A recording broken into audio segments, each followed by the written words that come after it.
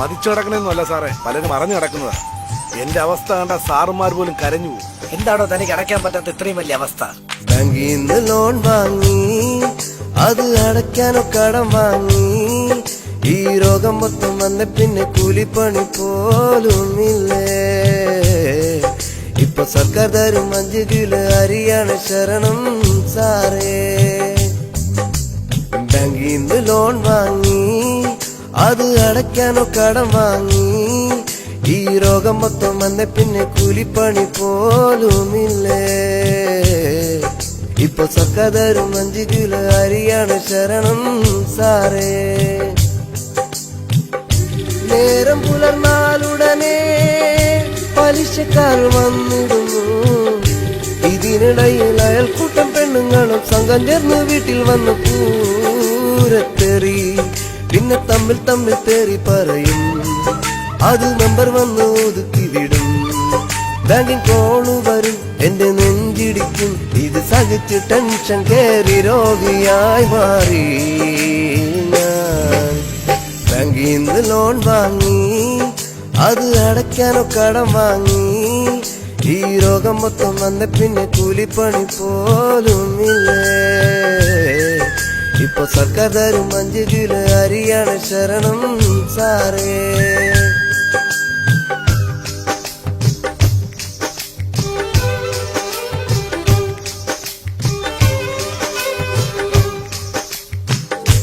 ഒരു തവണ അടവോ മുടങ്ങിയതാ, പലിശകരി മല പോലായതാണേ. കുറിച്ചിട്ടി പിടിക്കുവാൻ പ്ലാനിട്ടതാ, അത് പിന്നെ കൊറോണയിൽ ഒലിച്ചുപോയി. ചിട്ടികൾ മുടങ്ങിയപ്പോ കിട്ടിയത് മുട്ടം പണി. വീട് വെക്കും കാറും വാങ്ങും, റൂമിൽ LG AC വേണം. ഈ മോഹം കൊണ്ട് നടന്ന എന്റെ പ്ലാന് മൊത്തം അമ്പെ തകർന്നു. ഈ കോവിഡ് കാലത്ത് ജനം കഷ്ടപ്പെടുമ്പോൾ ഈ പലിശക്കാര് വന്നു കേൾക്കും കാശ്. ബാങ്കിൽ നിന്ന് ലോൺ വാങ്ങി അത് അടയ്ക്കാനോ കടം വാങ്ങി ഈ രോഗം മൊത്തം വന്ന പിന്നെ കൂലിപ്പണി പോലുമില്ലേ. ഇപ്പൊ സർക്കാർ തരും 5 കിലോ അരിയാണ് ശരണം സാറേ.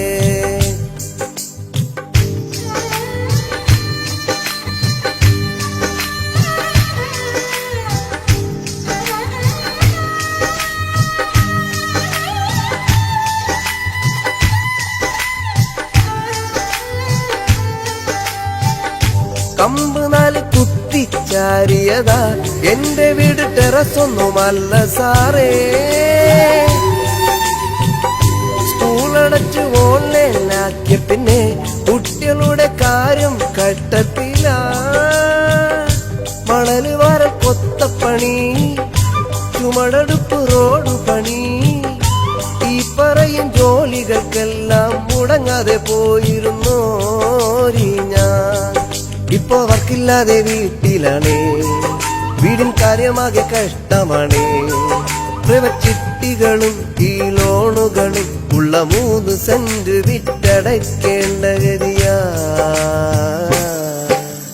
ബാങ്കിൽ നിന്ന് ലോൺ വാങ്ങി അത് അടയ്ക്കാനോ കടം വാങ്ങി ഈ രോഗം മൊത്തം വന്ന പിന്നെ കൂലിപ്പണി പോലുമില്ലേ.